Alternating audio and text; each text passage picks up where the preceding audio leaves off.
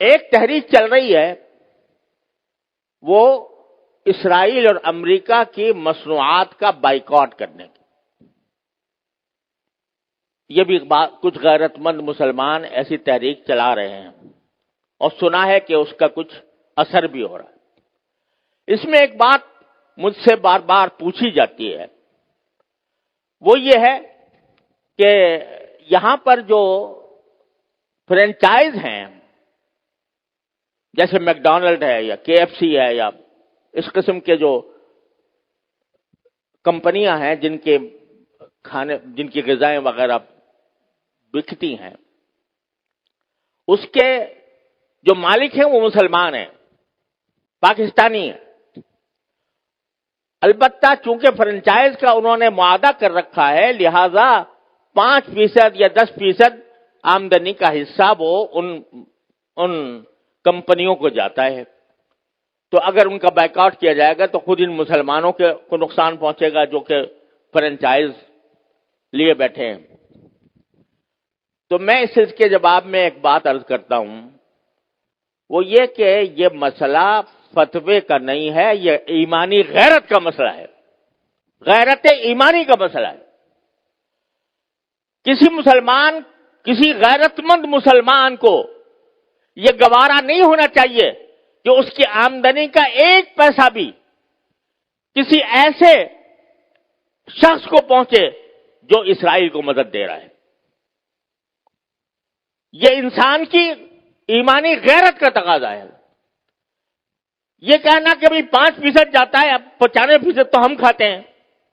ارے بھائی 95% آپ کھا چکے، بہت الحمدللہ، کافی آپ نے نفع بنا لیا. اب آپ یہ تو کر سکتے ہو کہ اس فرنچائز کو ختم کر کے اپنا کاروبار شروع کر دو. اگر اس کو ختم کر کے اپنا کاروبار شروع کرو گے تو ذرا تھوڑا سا پتہ تو چلے گا ان کو کہ یہ جو ہم دنیا بھر کے اندر ہم اپنی مصنوعات چلا رہے ہیں، دنیا بھر میں ہمارا سکہ چل رہا ہے، اس کا کچھ اثر تو ہوگا. یہ کہنا کہ 5% جا رہا ہے ان کو اور ہم نے 5% جا کے کیا اس میں کیا فرق پڑے گا. آپ ذرا یہ سوچو کہ اگر کوئی میری آمدنی کا 50% نہیں 1% کسی ایسے شخص کو پہنچ رہا ہو جو میرے باپ کے قتل کی سازش کر رہا ہے، گوارا کرو گے کہ میری آمدنی کا 1% ایسے شخص کو دیا جا رہا ہے جو میرے باپ کے قتل کی سازش کر رہا ہے یا میرے قتل کی سازش کر رہا ہے؟ تو یہاں اس کو 1% اور 2% اور 5% سے ناپو گے. لوگ فتوے کی بات کرتے ہیں، یہ فتوے کا مسئلہ نہیں ہے، یہ ایک غیرت ایمانی کا مسئلہ ہے.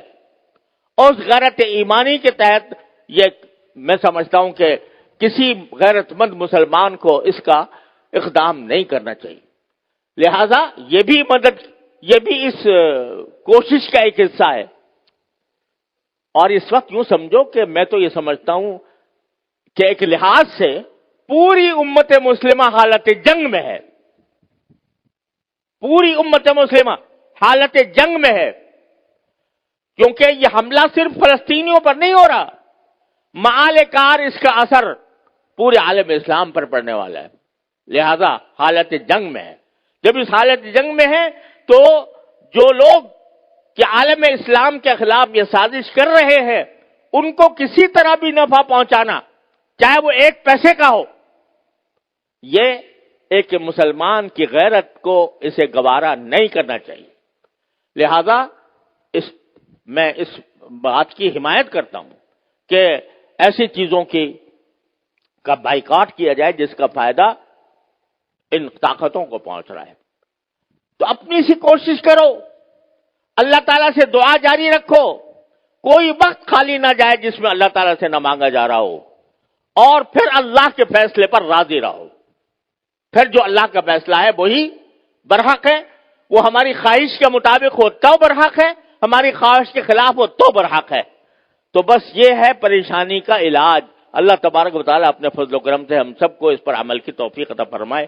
وآخر دعوانا الحمدللہ رب العالمین.